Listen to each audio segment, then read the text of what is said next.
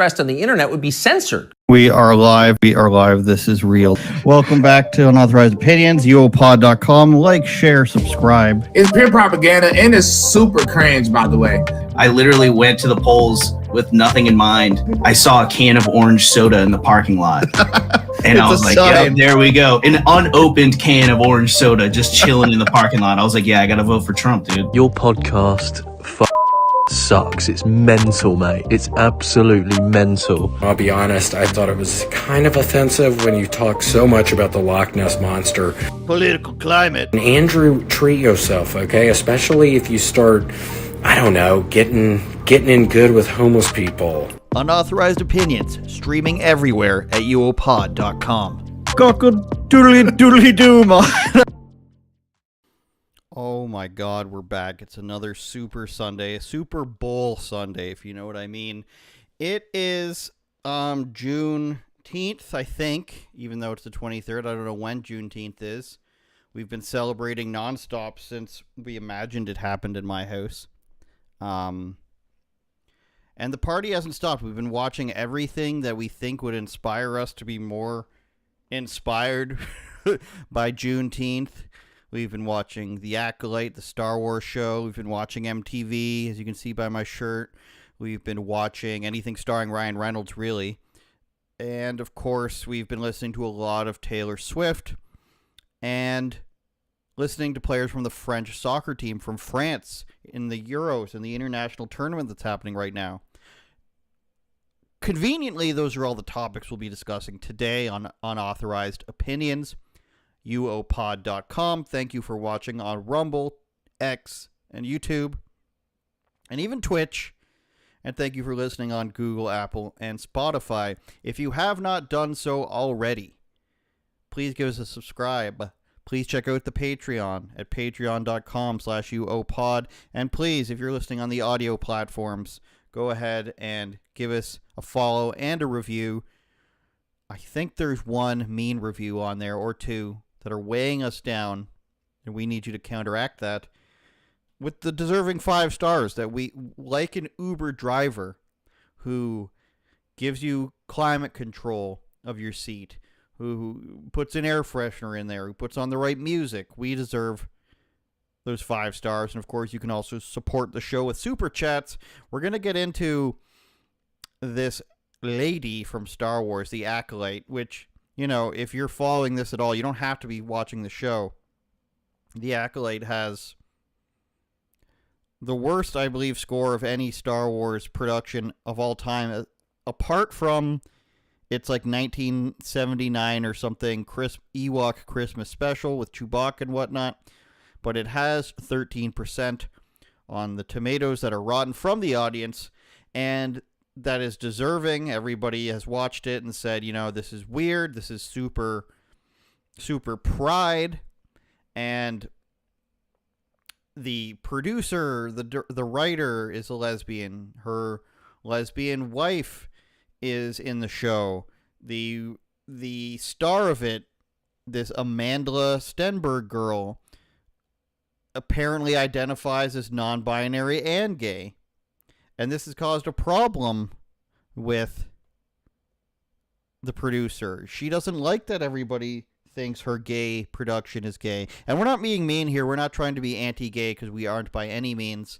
We are anti-insanity. So Stenberg, who identifies as non-binary and gay, apparently, you know, is joined by a different star. Sorry about that. She's joined by a different star who is also gay and came out as gay at 13, which we all know is what you do. And that's a Jedi in the show. The producer's wife plays a Jedi Master in the show. And then they have Carrie-Anne Moss playing a Kung Fu Jedi Master in the show.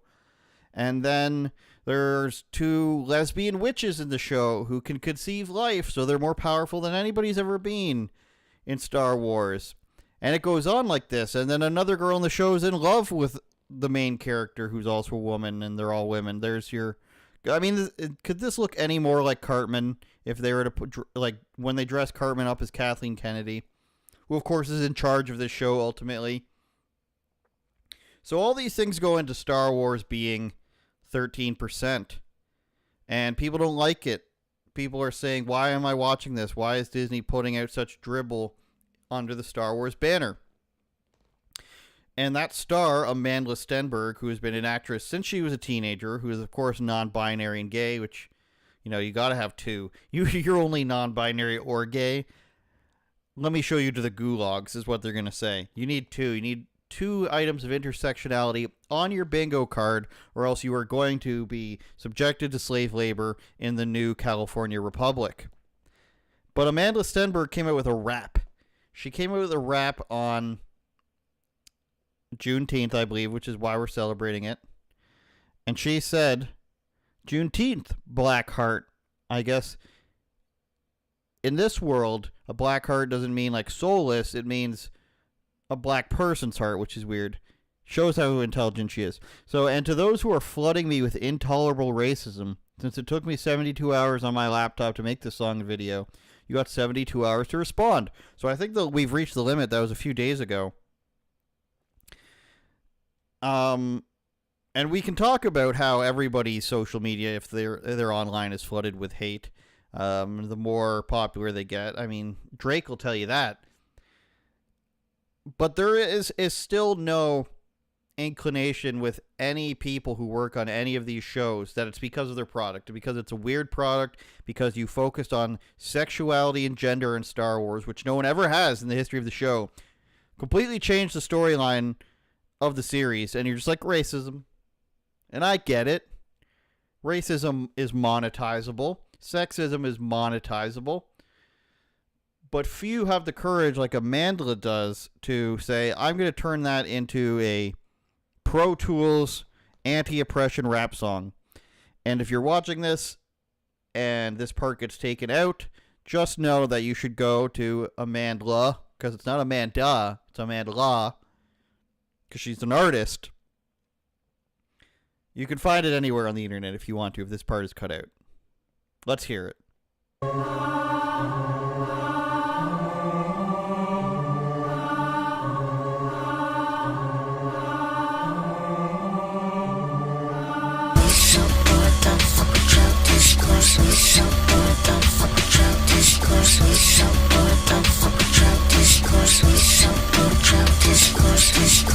I'm going viral on Twitter again. Open up the news, find some interesting things. 20 million views in a view from 2018 with Trevor the King. When I was 13, I was running from city to speak on the story. You know the one. Police murder like a black boy. Yeah, my people cried in the theaters, find it releasing. White people cried they could see us as human beings. Trevor asked what I want the people to know. I said, white people cry, what's the goal? If they could take one thing, what would it be? I say empathy. Oh, that's why they mad at me. They splice lines, make hate, they recognize, make it look like the same. This really feels like, first of all, she didn't make it herself. That's obvious. She didn't set up different camera angles herself, and she didn't record it herself. She didn't edit the audio to make it clean herself, and take out the breathe ins and the breathe outs. It feels like to me the lyrics were kind of like when you're a teenager and you're alone in your bedroom, and then you're like whispering in a video or something or on the phone, so your parents don't hear you. That's what the vibe I'm getting from that is. And if we take a look at these lyrics, she talks about that interview with Trevor Noah, where, I thought that maybe, there was just a joke that was cut out of it, but it was one of those instances where the out of context clip was actually the correct one, where she's saying white people are so racist that I thought that talking about a young man getting killed or a boy getting killed, I thought they might finally have some humanity for black people. As if to say, white people are so hateful that they don't care about the death of black people. That's what she's saying. And so I was wrong about that. I inappropriately gave her the benefit of the doubt. And now she comes out with this song talking about misinformation. Talks about Childish Gambino and his song and how amazing that is. And it goes on like this. So 400 years, let's bring these lyrics back up here. 400 years of taking their bullish. If you don't, and this is the part, we'll play this now. This is the part where she expresses the fact that, her internalized racism basically drives her crazy. It'll manifest as addiction, diseases, and hate. I've seen the infection repression can give you. I'm not gonna be the next one sent to an early grave.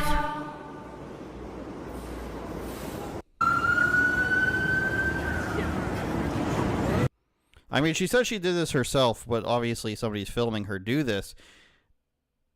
If you don't confront your internalized racial pain, it can give you some sort of illness, and her ancestors don't confront the pain that you live with. It'll manifest as addiction, diseases, and hate. So I'm not going to be caught giving her the benefit of the doubt anymore. I'm going to say that Amanda Stenberg thinks that if you're sad from things that you aren't affected by as a very rich, half-white Disney actress, that it's going to manifest yourself with diseases. This is some very, it's strange. It's very progressive, pharmaceutical. It's against the pharmaceutical industry, which I think that our sponsors would be pretty disappointed to hear, that this is not something that you could just cure with a few pills, but this is more holistic issue that she's dealing with internalized racism. But the mean comments online about Star Wars aren't because she's black for the most part. They are because she sucks. And the show, as we've described, is stupid. And you can't help but think that after thing after show after movie after ruined Snow White or ruined Star Wars or ruined whatever, that Kathleen Kennedy is so dead set on destroying everything that Disney is, that she's not going to stop. And it's come to this point where the Stenberg girl, the Headland girl who writes the show, they're not just going into this thinking, let's make a great show out of this, let's make a great product. What they're saying is these people who are fans of this are such pieces of garbage. They're really human waste. And we need to change everything they love so that they know that they're terrible. That's what they're doing. I mean, these women come out and they say that the Star Wars fans are bad people. Kathleen Kennedy comes out and says that everybody who's involved with Star Wars, it's a woman, gets abused by male fans. Of course, we won't remember like Princess Leia, who everybody loved, and Queen Amidala, Natalie Portman, who everybody loved. We can't talk about them.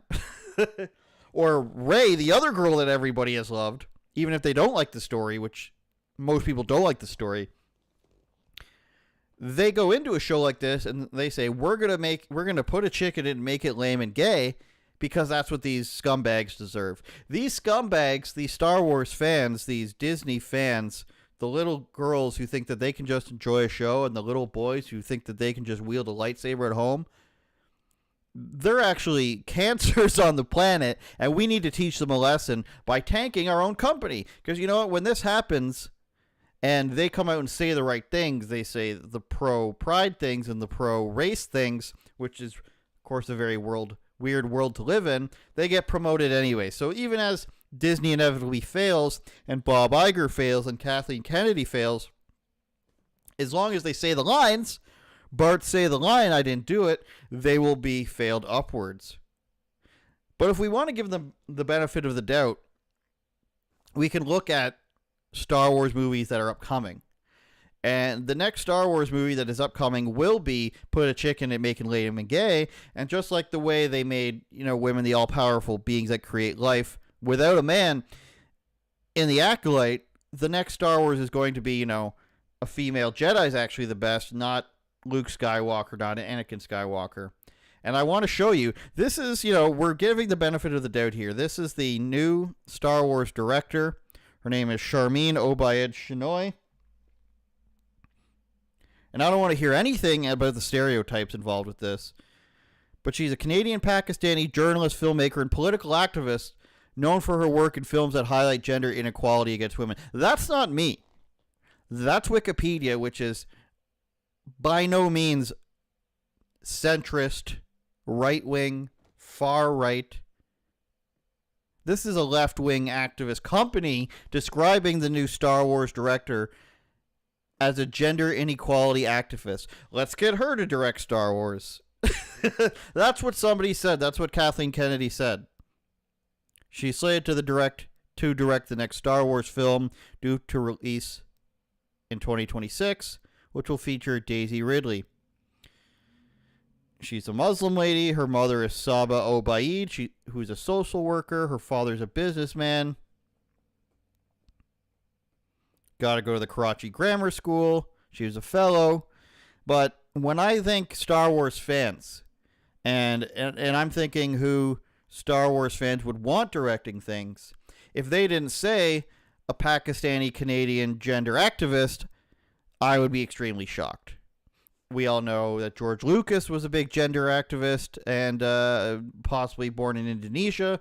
We know that J.J. Abrams was hell-bent on fighting the patriarchy. All these people that Star Wars wanted all along, what made the franchise great was the gender activism and the rainbow activism. That's all I'm saying. So we will continue to give Star Wars the benefit of the doubt. And maybe we should just, let's start a Kickstarter for Star Wars. Even though they don't need the money, let's start a Kickstarter that says, give money to Star Wars for their next series, their next movie, because we know it will be right down the middle of the road, just action, just, good versus evil, and no gender stuff. No, there won't be 6 lesbian Jedi. There won't be some racialized witches who conceive life through the manipulation of the Force and can't understand why nobody likes that. Let's just pay for Daisy Ridley's music video that's going to happen.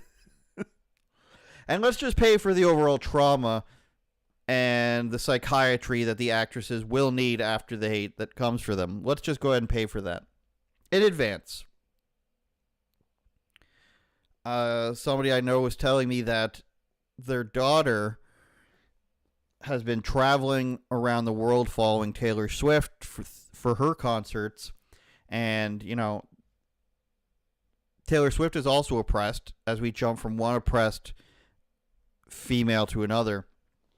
And this is from Mary Morgan, who is on Tim Pool's podcast. She's one of the few women you can hear from in the right wingosphere who's not gonna be butthurt by everything that gets said about women.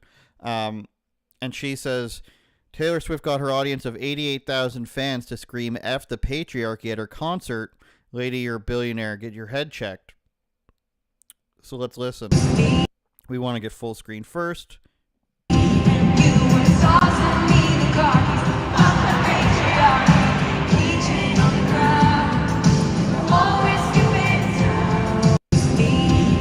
So let's give the benefit of the doubt again to Taylor Swift. And I say this with a serious face because Taylor Swift is...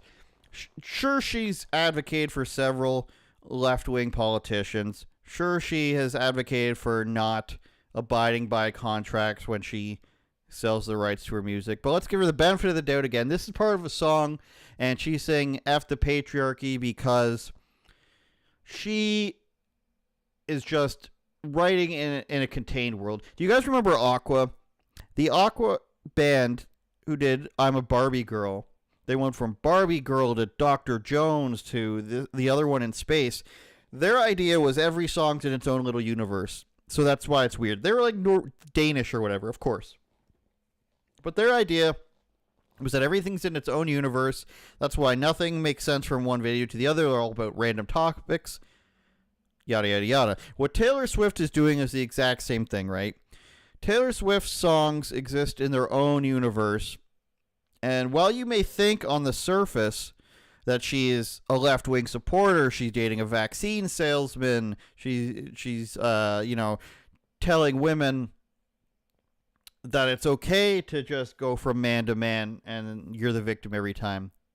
That's all okay, because in Taylor Swift's universe that she's created for her music, she's about 14 years old, she's still dating adult men religiously and breaking up with them and writing about it. That's fine. She's traveling the world. People are just stealing her music. They're stealing her rights to her music. They're oppressing her. And the patriarchy is pretty much keeping her down. That's how I, as a big Swiftie, explain away all the things. And, I've had some discussions with friends about, is it worth it to criticize Taylor Swift? She's not the most insanely liberal. She's not Amanda Stenberg. She's not one of these other left-wing lunatic artists that's out there. I don't know, Katy Perry, something like that, who comes out and just says the most insane stuff, right? Is it worth it to tear her down? And, there's been many instances where I would just say, it's probably not. She's probably not the worst. But what people want to do is they want to create this lie that she supports Democrats, that she's done fundraisers, that she tried to get out of a completely legally binding contract by, trying to ruin a person's life, that she's dating a guy who gets paid by Bud Light and Pfizer. These are all lies, because in Taylor Swift's, her musical world, she's actually the victim, and that's where I tend to place all of this stuff is in the fictional world. Her relationship isn't real. Her ties to Democrats and, really crazy policies aren't real. She's just a teenage gal. She happens to be traveling the world and be a billionaire. And people are just stealing her music, and the patriarchy is oppressing her. I would want to take my daughter to a concert that cost $400 to get into, to really watch Taylor Swift, a 36-year-old woman or whatever, dance around in a dress and say F the patriarchy, and talk about being oppressed, and talk about how Justin Bieber has wronged her, and talk about how, whomever else she's dated has wronged her, because that's the message you want to send to your daughters. It's not your fault you signed the deal.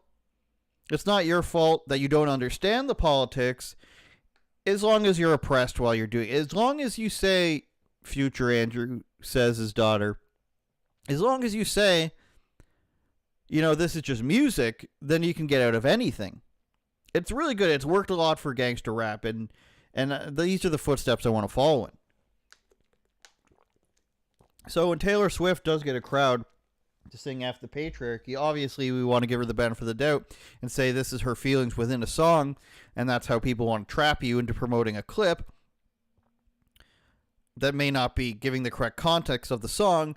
We can always fall back on the lie as a patriarchal bigot that she may or may not support some of the worst things in the world while still being a liar and being a billionaire and promoting bad policies. Step aside, truth tellers. Taylor Swift is on the town. Now, if you told me, though, should we do a commercial? What time are we at here? We're at 5:20. We'll save the ad. We're going through it. We'll do it live. That was Bill O'Reilly and Alex Jones combined into one. We'll do it live. We'll do the ad live. If you were to tell me that France's soccer team would be on the same side as Taylor Swift and Amanda Stenberg, I might call you a liar. We can't really create a fictional world for like we do with Star Wars and Taylor Swift about the French soccer team. But here we are. We're going to do our best to do it afterwards. But the French soccer star, whose name is Kylian Mbappe, and that's a fun name. It's nothing to do with Mbop. How old is Kylian Mbappe? Anybody in the chat want to guess? I'm going to say 22. He's one of the best. He's considered one of the best players in the world, and he's playing for France right now in the international European tournament called. He's 26 now. Wow, how time has passed. He's 25. Sorry, this is Kylian Mbappe. He's 25 years old. He's the best player on France's team, and he's one of the best players in the world. And he is talking about how that far right. Je pense qu'on est dans un moment crucial dans l'histoire de notre pays. Il faut savoir faire la part des choses. French is just a beautiful language. And what he's saying here is Francis has become embroiled in his country's political turmoil with comments on his fears of extremists and divisive ideas in the Avoir le upcoming sens des elections. priorités. L'euro a une place très importante dans nos carrières, mais je pense qu'on est des citoyens avant tout, et je pense qu'on ne doit pas être déconnecté du monde qui nous entoure, et encore moins quand ça concerne notre pays. Voilà. On sait qu'on est dans un moment... We know at a very important moment in the history of our country, he says. An unprecedented situation. That's why I really want to address the French people, and especially the young generation. I think we are a generation that can make the difference. I think we see today that the extremes are at the gates of power. We have the opportunity to choose the future of our country. That's why I call upon the youth to go out and vote, to really be aware of the importance of this situation. I hope to use my voice as best as I can, because you need to be able to identify your country. Identify with your country. You need to identify with our values, which are the values of diversity, tolerance, and respect. He's against Kylian Mbappe. He's speaking in third person, which we all know extremely intelligent people do in times of direty. Donald Trump is against extremists, against divisive ideas. He's saying that about himself. Kylian Mbappe is against extremists, against divisive ideas. Like I said, we have the opportunity to choose our country's future, and we have to emphasize the importance of that task. Souligner, c'est très important. Et je pense que vous en I avez think that pleinement everyone conscience here ici, is mais well peut-être aware qu'il y a of that, plein de but jeunes maybe qui- there's a lot of young people out there who aren't. If you look at the rate of abstention in the countryside, in disadvantaged urban areas everywhere, that's what I'm trying to give them a voice and speak to the people of my generation, because I used to be like that when I was younger. Saying to myself, my voice won't change anything. Yes, your voice can make a difference, he says. So he's not the only player on this team saying this, but what he's saying is, essentially, you might not know about the dire situation we're in. You might not know about politics. You don't know that the right-wing parties are winning. They're gaining ground now. And there's an election coming up in France. You might not know about the politics, but trust me, I'm a soccer player. I would not steer you wrong. Vote for who I think you should vote for. And he can say, of course, obviously, just go out and vote. He's not he's not promoting a particular party, but reading between the obvious lines when you say the diversity and the acceptance and the divisiveness of the rhetoric, we know that he means these are buzzwords to say right-wing people bad. And Kylian Mbappe doesn't know anything. If he did, he'd give specifics. He wants to be on the side of the establishment while also not giving his opinion and being respected as a soccer player, but he also wants to tell young people people younger than him, that they should agree with him blindly. And he wishes that some soccer player when he was a kid would come out and say, "Hey, don't do any reading, just go out and vote." And you've seen many iterations of this in your time where they say that young people need to get out and vote, and they don't tell them specifically who to vote for. They just say the buzzwords because they know as long as young people are voting, there's a much higher chance they'll vote for left-wing parties. If you're 25, you don't quite understand this yet, but if you're 30, 35, 40, 45, 50, 75, 90, you know that it's not a brag to say the teens agree with you. It's not a brag to say, well, the young people are the ones who really believe in my ideas. That doesn't mean that they're good ideas. In fact, that usually means they're bad. I was stupid at that age. You were stupid at that age. If you are 21 years old, and unless you're reading about this, you're knee deep in politics and you're following it along, because I know a lot of people are smart enough to do that. But just by default, if you're not paying attention to things, you are stupid. You are. If your day consists of waking up, smoking a bowl, going to class, having a beer between afternoon and morning classes, going to the gym after school, getting home, smoking another bowl or drinking 5 or 6 more beers, playing video games, and then scrolling the internet a little bit and seeing some political things, that does not make you an informed voter, and that is not impressive if you agree with, somebody who's a politician's, it does not make it impressive for you to agree with a person whose career is being a politician. What that means is that person who's a politician has the same, their beliefs line up with a person who doesn't pay attention to politics at all. So when you're between 18 and 22 and looking to get a degree, you shouldn't be paying attention to that stuff. You should be saying, hey, what can I do to start making money?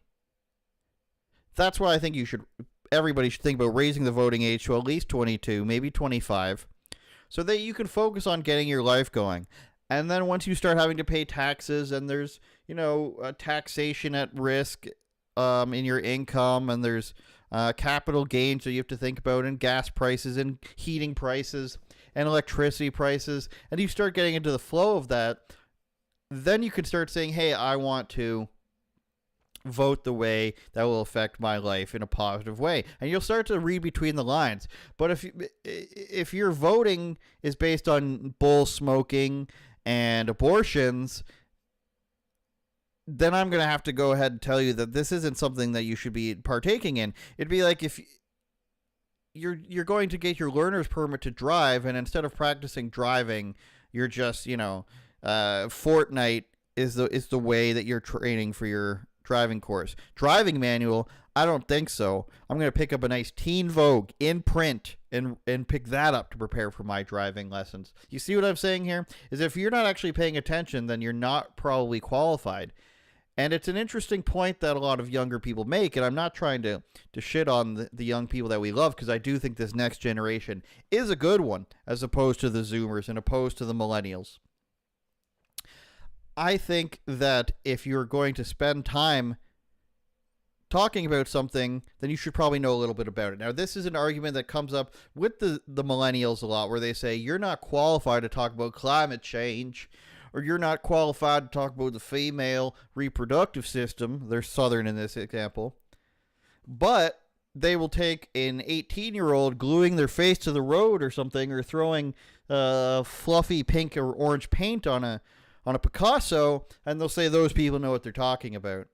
They haven't been formally educated in the topic, but those are the people I'm going with. So when an adult like AOC or Bernie Sanders or some of these people, they say, listen, this 16-year-old with green hair who just had 6 abortions, that's the person I want agreeing with my views, and since they agree with my views, I'm an amazing politician. The young people, they just get it. That's what it sounds like. Would you take Joe Biden's advice on how to play,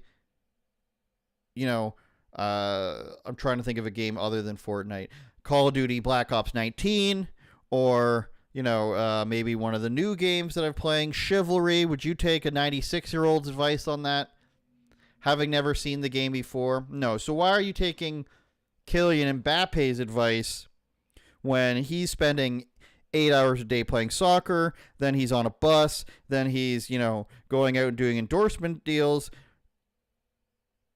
Where is his public discourse on these topics? What is his citation on this? Show us a little bit of your work, and then maybe we'll understand what you're saying, as opposed to just, divisiveness, rhetoric, Putin's, stuff like that. I can say that because I'm French also. He's not the only player on the team who said stuff like this.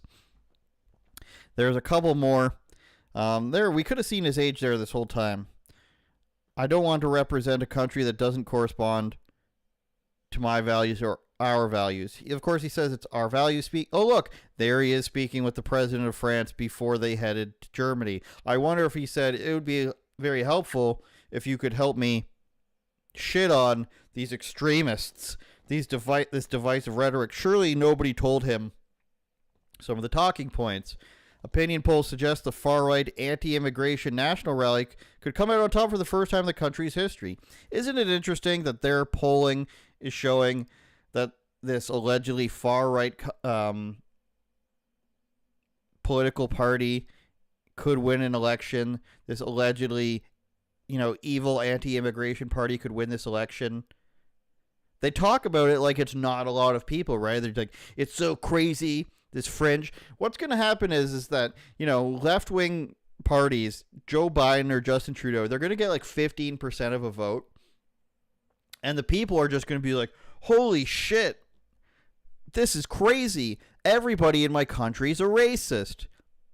Now, you might say that that could work the other way, but these people have been in power for a long time, so people have learned what it's like living under them. And then when they stop liking it, some boomers and some 17-year-olds come together because neither of them have any responsibility, really. And they say, I can't understand how the rest of the country is such bigots. We need to usher in a little bit of communism. Mbappe was not the only French player to speak out. His teammate Marcus Thuram, son of legendary French soccer player and anti-racism activist, was even more direct. He called for French voters to fight daily to prevent the party from gaining power. Just fight. Commit crimes. He didn't say that. I can't say that he said that. But isn't it interesting that the son of an anti-racism activist is a leftist? What a surprise. French winger Ousmane Dembele last week urged his compatriots to mobilize to vote, saying the alarm bell has sounded. Generally speaking, it's been very rare for French soccer players to speak out in this way, said Tom Williams. But then again, it's 2025, and, we got to pay people to agree with us. Isn't it wild how the richest, most famous people in our societies, we've got a soccer player, we've got an internationally celebrated music artist, and we've got the star of her own TV show on Disney. Isn't it interesting that they're all saying that everybody's against them? You couldn't be richer, you couldn't be more famous, you couldn't have more privilege, but yet you're still oppressed, and other people have privilege, and everything's against you. Isn't that interesting how that works? It's almost as if it's a bit of a psyop, isn't it? Patreon.com/UOPod is where you can go to get our bonus content. We just posted a bonus podcast the other day. For $7, you can help us become Joe Rogan in terms of, muscle and skin tone and overall enlightenment. For $15 a month, you can become an OG super fan. And for $40 a month, you can be an unauthorized person and suggest topics or videos, which we have done in the past. We just posted the number 3 of the new bonus podcast with Uncle Hack, the comedian. And you don't even get the preview for that. I wonder if we can change that. If it's locked, you should still be able to see the preview. I don't know. But it's called Stay Away from Jesse Ventura. And we went out and did some streeters last weekend at a tech conference. We asked people about Elon Musk. We asked people about AI. We had a good argument with an Asian guy about, indigenous activism. We had a good argument with a green-haired guy who's about immigration. We had a lot of good footage there. It's going to be available on patreon.com/UOPod first. And you can only find it there. Another video you might want to check out is apparently I'm a manager on this channel, is my podcast with Marty O'Donnell. That is on Andrew Says YouTube. That is with the creator of Halo's theme song, and he talks about how Microsoft got Halo changed because they were afraid of being racist. And then you can go on over, if you still want to support me, if you're like, damn, I need to support Andrew even more, you can go to Blaze Media at theblaze.com and read some of our paywall articles. You will see a lot of articles that I have done that have attached interviews with comedians and other industry leaders.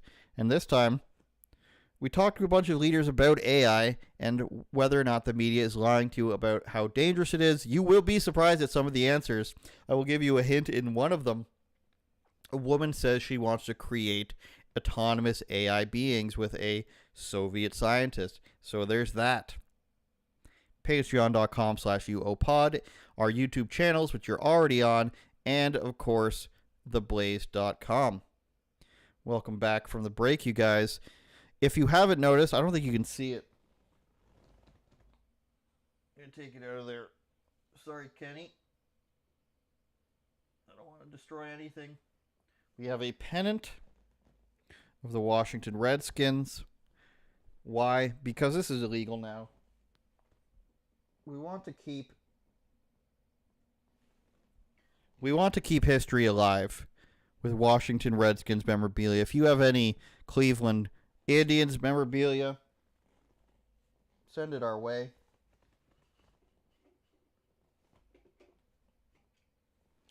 Because this stuff is evil now, evil and racist, and we want to keep it alive.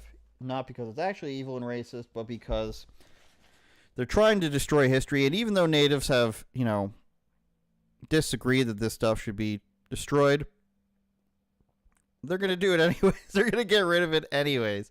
I was going to get to the next story, but there's something else I wanted to show you guys. I was at a comic book store recently, and wildly enough,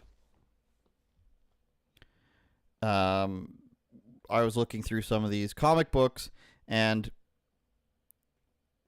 there were some free ones being pushed out. Sorry, I'm trying to bring this image up for you guys of what exactly I saw. So there was free comic books, and also this was in like a closet.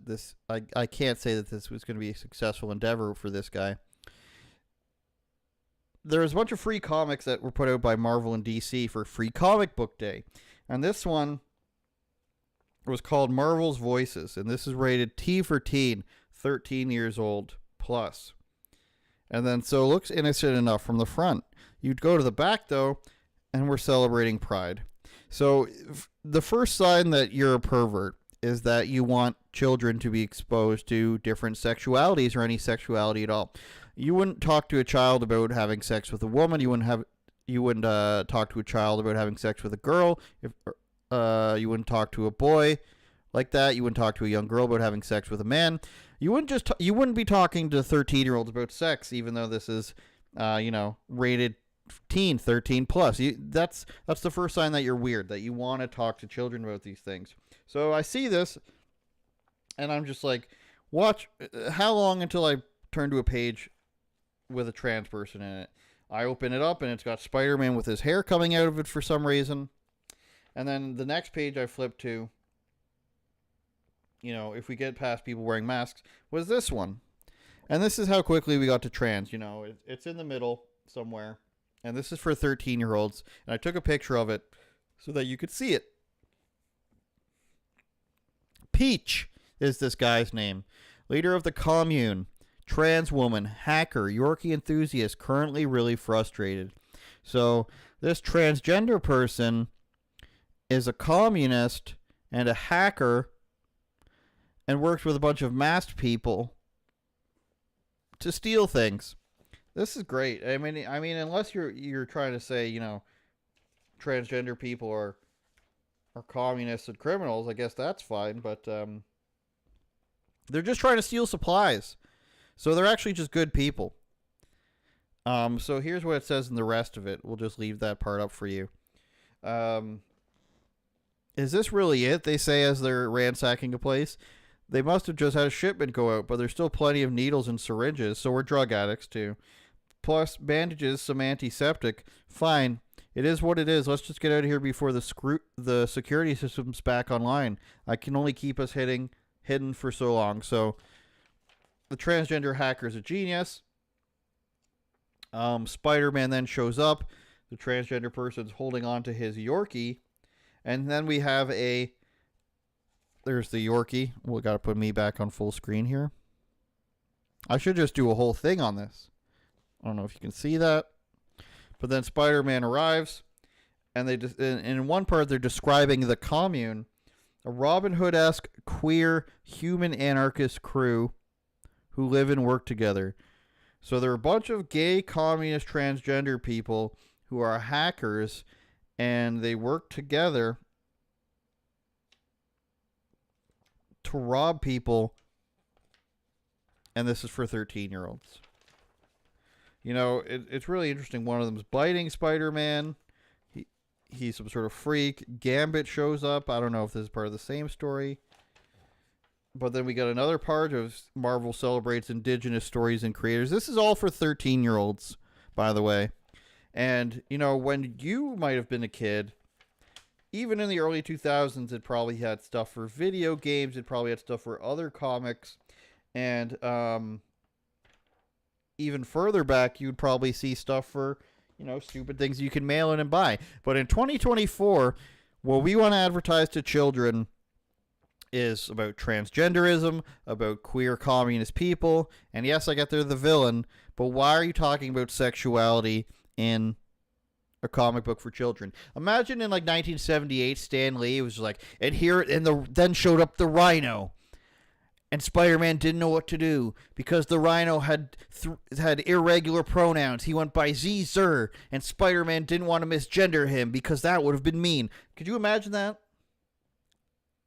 The X-Men showed up, and even though they were hell-bent on rescuing Wolverine, they thought that maybe that, the mountainside experimental, layer was owned by a black and brown indigenous person, so they didn't think they should ruin a person of color's workplace like that.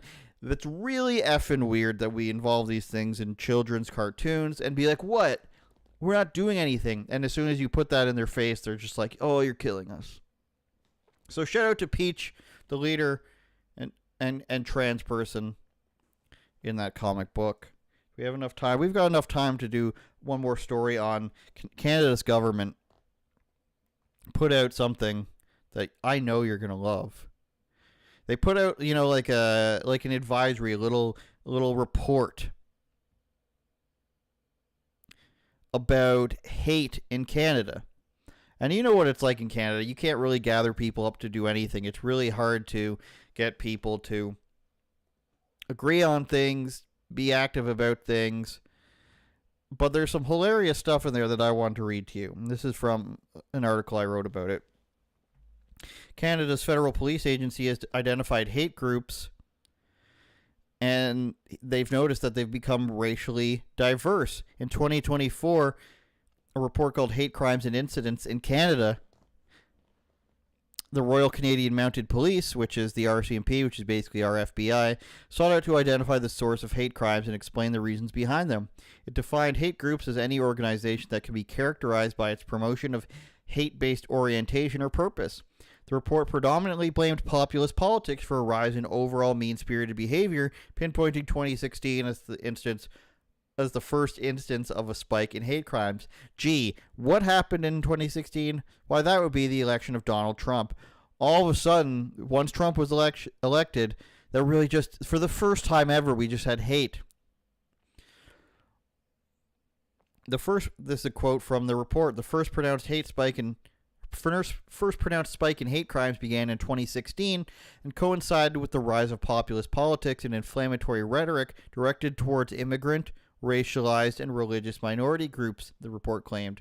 The report also blamed COVID-19 for rising social polarization and, alongside a rise in populist politics, stated that xenophobia and racist rhetoric portrayed members of racialized and religious minorities as threats to community safety and national security.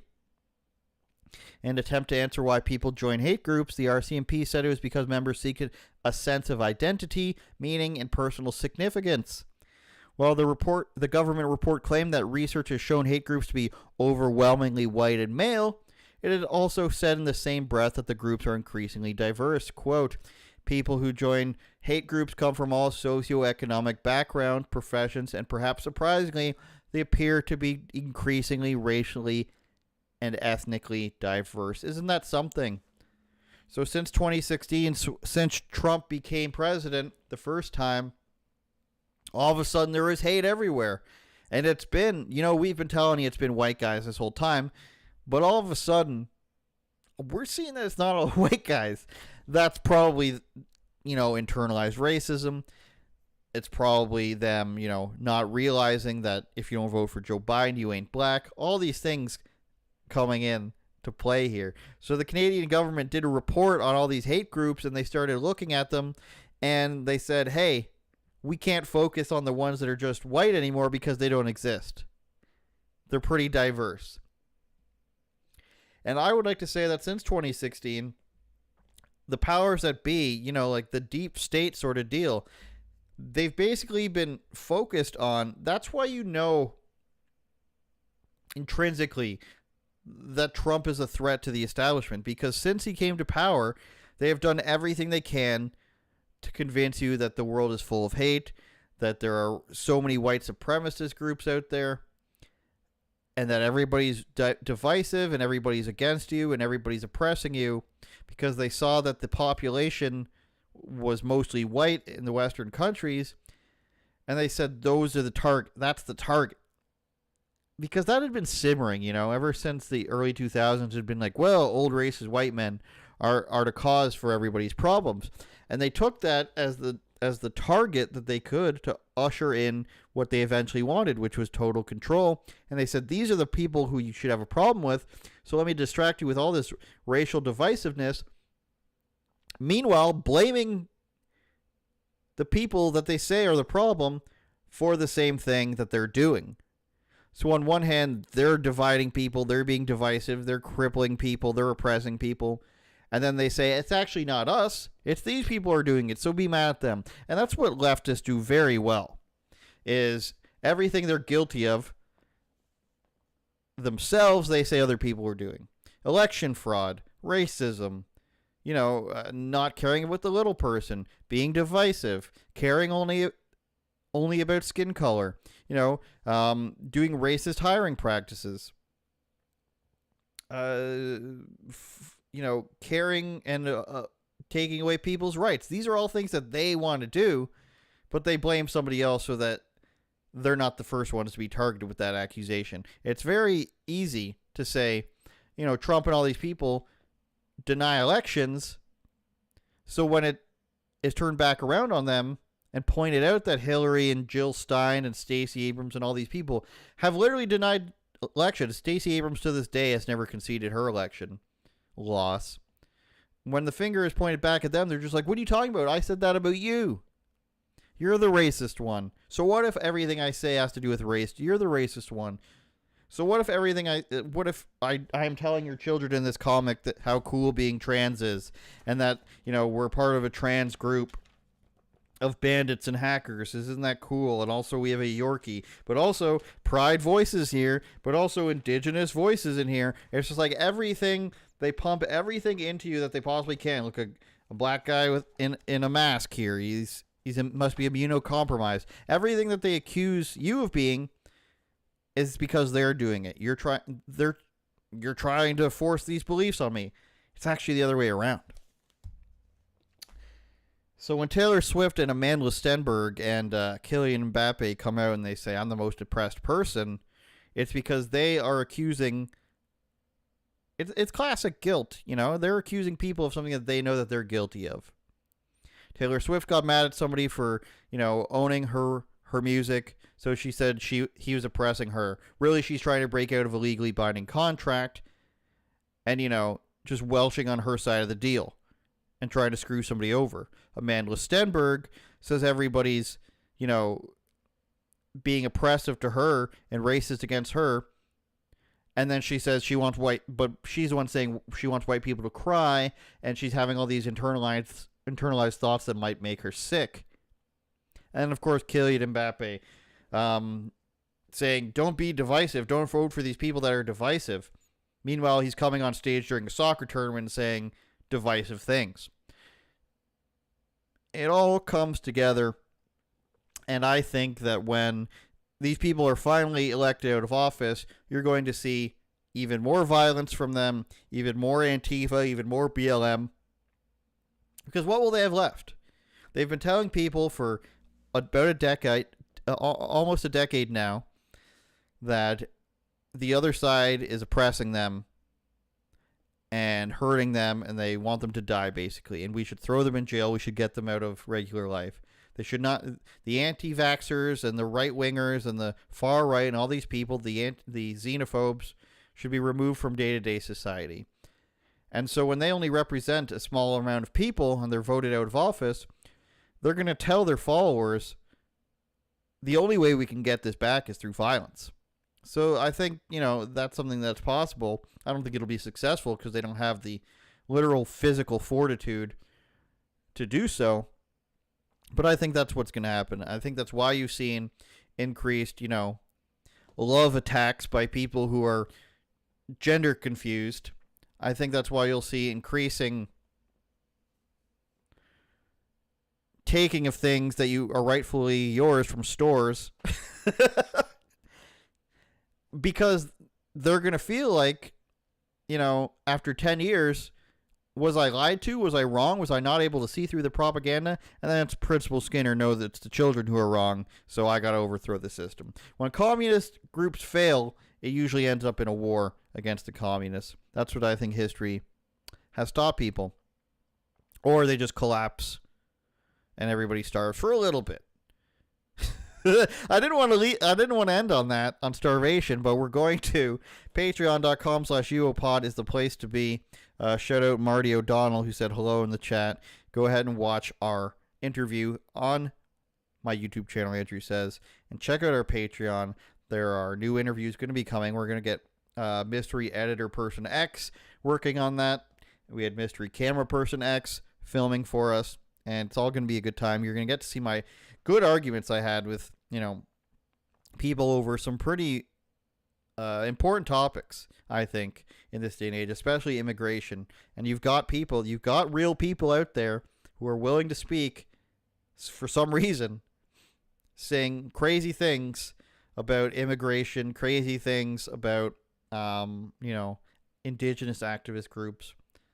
And they don't really know what they're saying. They just have a rehearsed script, and they've gotten really good at saying that script. So look out for that. We're going to get that edited for you this week. Remember, I wouldn't lie to you, except for maybe this once. Amanda Stenberg. Great song. Turn it up, Jordan.